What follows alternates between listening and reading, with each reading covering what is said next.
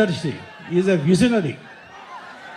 ఇది నేను చెప్పేది కాదు, ఇండియాలో ఉన్న అన్ని పెద్ద పెద్ద పొలిటీషియన్స్ వాళ్ళకంతా తెలుసు చంద్రబాబు గారి ఘనత ఏంటి, ఆయన టాలెంట్ ఏంటి అనేది ఇక్కడ ఉండే వాళ్ళకంట బయట వాళ్ళకి చాలా బాగా తెలుసు.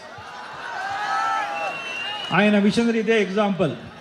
1997లో చెప్పారు ఆయన 2020 విజన్ 2020 అని.